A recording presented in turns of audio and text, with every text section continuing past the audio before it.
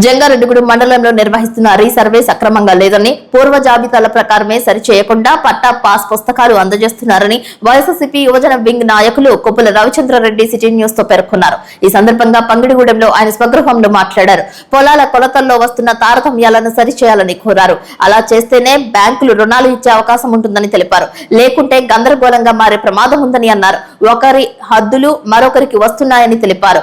ఎప్పటికైనా రెవెన్యూ సిబ్బంది దీనిపై దృష్టి కేంద్రీకరించేలా ప్రభుత్వం శ్రద్ధ చూపాలని కోరారు. మరి ఈ రోజున ముఖ్యమంత్రి చంద్రబాబు నాయుడు గారు ఎన్నికల్లో వాగ్దానం ప్రకారం రైతుల యొక్క పాస్ పుస్తకములను మరి కరెక్ట్ చేసి ప్రజలకు వివరించి గొప్పగా మరి ఈ రోజున పాస్ పుస్తకాలు ఇవ్వడం జరుగుతుంది.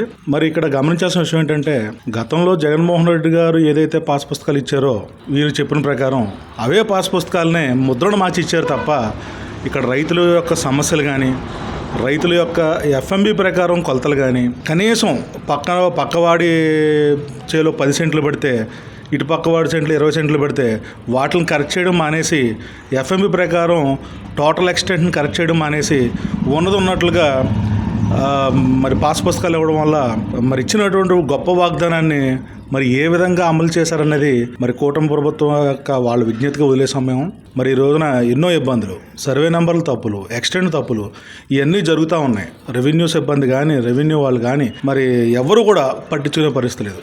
మరి గత సీసీఎల్ఏ కమిషనర్ అయినటువంటి సాయి ప్రసాద్ గారు అప్పుడు జగన్మోహన్ రెడ్డి గారి టైంలోనూ ఆయనే, మరి ఇప్పుడు కూడా కమిషనర్ గారు కూడా ఆయనే. మరి ఆయన ఎటువంటి ఉత్తర్వులు వెలువడి చేస్తున్నారనేది ప్రజలకు అర్థం కానటువంటి పరిస్థితి. ఈ రోజు కూడా రైతుకి సుఖం లేని పరిస్థితి. ఎవరి భూమి ఎక్కడ ఉందో, ఎవరి భూమి దేంట్లో ఉందో కూడా తెలియని పరిస్థితిలో అధ్వానంగా రైతులు ఉన్నారు. పాస్ పుస్తకాలు ఇప్పుడు ఇచ్చినప్పుడు కూడా లోన్లు రాని పరిస్థితి. రెవెన్యూ వాళ్ళని అడుగుతుంటే కనీసం రెవెన్యూ వాళ్ళు కూడా స్పందించలేని పరిస్థితి. వచ్చి రాని సర్వేర్లని గ్రామాల్లో పెట్టి రైతులను ఇబ్బందులు పాలు చేసే పరిస్థితి ఉంది. మరి కాబట్టి దీన్ని ఇప్పటికైనా గుర్తించి పెద్ద తరహాగా ఒక మంచి కమిటీ వేసి దీన్ని త్వరగతిన పరీక్షిస్తారని కోరుకుంటూ, మంత్రి గారు నిన్న చెప్పినటువంటి జనవరి 1వ తారీఖున ఇచ్చినటువంటి ఉత్తర్వులు మరి ఈ రోజున గతంలో 2022-23 జగన్మోహన్ రెడ్డి గారి నేతృత్వంలో ఇదే సాయి ప్రసాద్ గారి నేతృత్వంలో ఇవ్వడం జరిగింది.